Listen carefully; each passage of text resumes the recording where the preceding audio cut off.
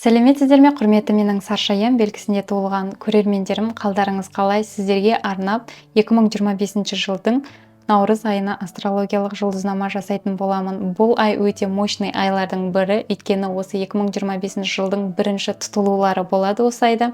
Сондықтан бұл мощный айлардың бірі деп айтамыз, өйткені осы кезде тағдырыңызға байланысты көптеген өзгерістер жасауға болады. Енді Саршаяндар, сіздерге рахаттанып болдыңыздар. Енді былайша айтқанда барлық планеталар сіздердің 6-шы секторларыңызға кіретін болады. Яғни өздеріңіздің мойныңызға ответственность алатын боласыздар, яғни өздеріңіздің мойныңызға жауапкершілік алатын боласыздар, жұмысқа кірісетін боласыздар, яғни былайша айтқанда пахать ететін боласыздар. Енді менің жұлдызнамаларым қараған кезде міндетті түрде асцендент белгіңіз бойынша да қараңыздар. Егер сіз жұлдызнамаңыз бойынша Саршаян болсаңыз, асцендентіңіз бойынша торпақ болуыңыз мүмкін. Онда торпақ белгісінде бірге қарайсыздар. Енді осы айды Венераның ретро қозғалысынан бастайтын боламыз. Екісі күні Венера ретро қозғалысқа кіретін болады. Ол сіздердің 6-шы секторларыңызда ретро болады. Венераның ретро кезінде сізге дискомфорт сыйлайтын мәселелерге қайта қарайтын боласыздар.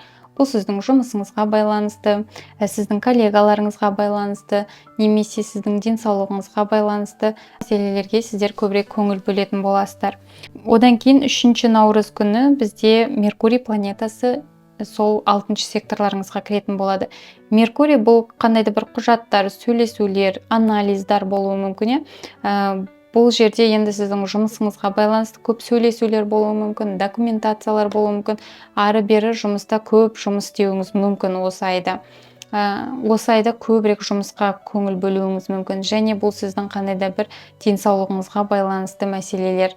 Сол бойынша жүгіруіңіз мүмкін, жаңағыдай справка алу деген жұмысқа байланысты, жұмысқа кіріп жатсаңыз, соған қандай да бір құжаттар жинау деген сияқты мәселелер болуы мүмкін.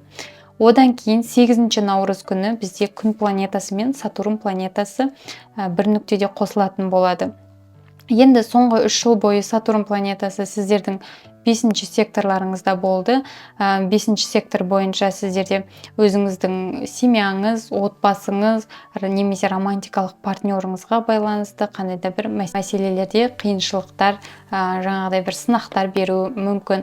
Соңғы жылдары мүмкін сіздер бір токсичный қарым-қатынаста болдыңыз, сол қарым-қатынастарыңыздың аяқталуы мүмкін. Немесе сіз жаңағыдай қатты бір адамды сүйіп қалдыңыз, сол адамнан зависимый болып қалуыңыз мүмкін. Яғни сондай бір токсичный қарым-қатынастардан құтылу болуы мүмкін. Жалпы Сатурн мен күн планетасы бір нүктеде қосылған кезде сізге ауыртпашылық сезімін беріп тұрған мәселеңізге жарық түсіретін болады. Сол мәселеңізді көрсететін болады сізге. Яғни сіз соны байқайсыз, сол мәселеде сіздер қандай да бір өзіңіздің мойныңызға жауапкершілік аласыздар. Жаңаға айтқанымдай, бұл сіздің балаларыңыздың мәселесі болуы мүмкін. Қарапайым мысал келтірейін, сіздің балаңыздың іші ауырады деген, немесе балаңыздың сүйегі ауырады дейік, бірақ сіз осы уақытқа дейін сол нәрсеге мән бермесеңіз, сол мәселені қолыңызға алатын боласыз, яғни жауапкершілік алатын боласыз. Балаңыз бұл сіздің жауапкершілігіңіз. Сол үшін оның денсаулығы да сіздің жауапкершілігіңіз. Сол мәселесін қазбалап, сол жақтағы проблема не екенін шешетін боласыз. Енді бұл бір қарапайым мысал, немесе сіздің сүйіктіңізге байланысты мысал алайық, всегда бір недовольный болып жүреді, сіз не жасасаңыз да жақтырмайды, сондай мәселенің түбі не екенін сіздер анықтайтын боласыздар, яғни қазбалайтын боласыздар, былайша айтқанда. Кейін 14-ші наурыз күні айдың толық тұтылуы болады. Бұл бикеш белгісінде болады сіздердің 11-ші секторларыңызда. Айдың тұтылуы кезінде соңғы 6 ай бойы созылып келе жатқан мәселелерде нақты соңғы қорытынды шешім қабылдайтын боласыздар. Бұл мәселе сіздің достарыңызға байланысты болуы мүмкін, сіз бірге жұмыс істейтін адамдар болуы мүмкін, сіздің онлайн жұмысыңызға, немесе онлайн мәселеге байланысты бір жұмыстар болуы мүмкін. Немесе бұл сіздің жұмысыңызда, егер сіз жеке кәсіпкер болсаңыз, сол мәселесінде қандай да бір шешімдер қабылдайтын жасайтын боласыздар. Яғни сіздер осы кезде структура, анализ, нақтылыққа қарай ұмтылатын боласыздар. Өзіңіздің жұмысыңызда, мысалы, жұмысшыларыңыз дұрыс жұмыс жасамай жатқан болса, немесе шашыраңқы жұмыс жасап, сіздің көңіліңізден шықпай жатқан болса, немесе сіздің жаңағы отчеттарыңыз, финанстарыңыз дұрыс емес болып жатқан болса, сол мәселесінде бір четкий структура қоясыз. Осы уақытқа дейін қолмен есептеп жүрсеңіз, сол жерде сіздерде жаңағы онлайн бір бағытқа көшу, яғни онлайн арқылы өзіңіздің жұмысыңызды жеңілдету.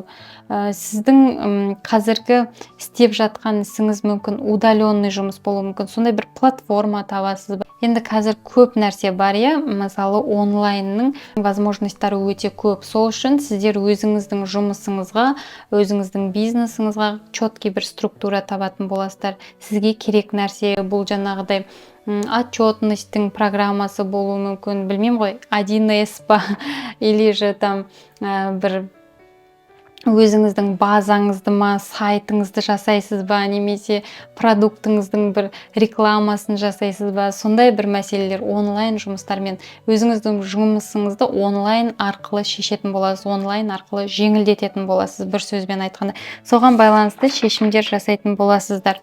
Енді 15 наурыз күні Меркурий планетасы ретро қозғалысқа кіретін болды. Ол 7 сәуірге дейін ретро болады. Меркурийдің ретро кезінде түсініспеушіліктер болады адамдар арасында, әсіресе коллегаларыңызбен жұмысыңызда қандай да бір түсініспеушіліктер болуы мүмкін. Өзіңіздің жұмысыңыздағы адамдарды жұмыстан шығаруыңыз мүмкін түсініспеушіліктің арқасында, немесе керісінше сіз өзіңіздің жаңағы жұмыс берушілеріңізді түсінбей қалуыңыз мүмкін. Жалпы Меркурийдің ретро кезінде барлық нәрсені қайта қарау керек, ойлану керек, үзілді кесілді бір шешім жасауға болмайды. Кішкене задержкалар болуы мүмкін. Жұмыс іздеп жүрген адамдарда жұмыспен задержкалар болуы мүмкін. Сіздердің анализдарыңыз, денсаулығыңызға байланысты операция болса, кішкене операцияны шегіндіруі мүмкін. Жалпы Меркурийдің ретро кезінде операция жасауға болмайды. Одан кейін 20-сы күні бізде күн мен түннің теңелуі болады. Бұл өте энергетика тұрғысынан мощный күндердің бірі. Осы кезде бізде жаңа жылдың басы деп есептеледі астрологияда. Енді бұл кезде күн планетасы сіздердің 6-шы секторларыңызға кіретін болады. Біз емес, мен дейтін кезеңдердің бірі. Яғни барлық инициативаны, бастаманы өз қолдарыңызға алу керек болады. Бұл жұмысқа байланысты, жаңағы денсаулығыңызға байланысты, немесе күнделікті өміріңізге байланысты қандай да бір шешімдер. Енді бұл өзіңіздің қолыңызға алу, шешілмей жатқан жұмыстар болса, өзіңіз кірісу дегенді білдіреді ғой, былайша айтқанда. Одан кейін 27-сі күні черная луна, Лилит сіздердің 1-ші секторларыңызға кіретін болады. Кішкене қорқыныш болуы мүмкін, өз-өзіңізбен бір нәрсені жасауда, бір нәрсені бастауда қорқыныш сезімдері болуы мүмкін. Бұл Лилит біздің энергиямызды соратын, энергиямызды алатын сондай черная дыра деп айтуға болады. Яғни адамның қорқыныштарын, адамның энергиясын сол жаққа сливать етеді ғой адам. Сол үшін бұл Лилиттің әсері екенін ұмытпаймыз. Бұл жеке басыңызға байланысты болуы мүмкін, сізге байланысты. Өз-өзіңізге деген сенбеушілік болуы мүмкін, қорқыныштарыңыз, бұрынғы травмаларыңыз қайта шығуы мүмкін, сондай мәселелер. Енді бұл соңғы рет осы жерде 2016 және 2017 жылдар аралығында болған. Сол кездер қандай мәселелер болды, жеке басыңызға байланысты, қарым-қатынасыңызға байланысты, соған ұқсас жағдайлар болуы мүмкін. Одан кейін 29 күні күннің тұтылуы. Күннің тұтылуы сіздердің 6-шы секторларыңызда болады. Жалпы күннің айдың тұтылуы кезінде өзгерістер болады деп айттым, судьбоносный өзгерістер. Бұл сіздердің 6-шы секторларыңызда болады. Былтырда сіздердің осы 6-шы секторларыңызда болған. Сондықтан бұл енді қайталанбайды. Тек 2033-34 жылдары қайталанатын болады бұл секторларыңызда. Осы 6-шы секторларыңыз бойынша өзгерістер, яғни бұл өзіңіздің денсаулығыңызды қолыңызға алу, немесе сіздің жұмысыңызға, рутинаңызға байланысты өзгерістер болуы мүмкін. Одан кейінгі соңғы аспект бұл Нептун планетасы. 14 жылға сіздердің 6-шы секторларыңызға кіретін болады. Нептун бұл біздің түп санамыз, подсознаниеміз, ол біздің түп санамызды өте ақырын өзгертетін болады, плавно өзгертеді. Жалпы Нептунның өзгерісін адам өзі байқамауы мүмкін, оны тек сыртқы адамдар байқайды. Енді Нептун бұл адамға креатив береді, адамның жан дүниесі, адамның терең, глубокий сезімдеріне жауап беретін планета. Сондықтан бұл 6-шы сектор бойынша сіздерде жұмысқа деген көзқарастарыңыздың өзгеруі мүмкін. Сіз найымда жұмыс істейсіз, найымнан шығу деген сияқты, немесе егер бизнеста жүрсеңіз, бизнестің ауыртпашылығын сезініп, керісінше найымға бару деген сияқты. Енді әркімде әртүрлі ситуация, кейбір адамдар өзінің ауруларының неден пайда болып жатқанын, қандай триггерлар сол ауруды қоздырып жатқанын түсінуі мүмкін, өзінің ауруының түйінін табуы мүмкін деген сияқты әртүрлі мәселелер болуы мүмкін. Жалпы алдағы 3 жыл бойы сіздерде денсаулық мәселесі, жұмыс мәселесі остыра тұратын болады. Міне, достар, сіздерге арналған астрологиялық жұлдызнамам осындай. Міндетті түрде каналыма тіркеліп, лайк басып, қолдауларыңызды білдіріп кетуді ұмытпаңыздар. Келесі кездескенше сау болыңыздар.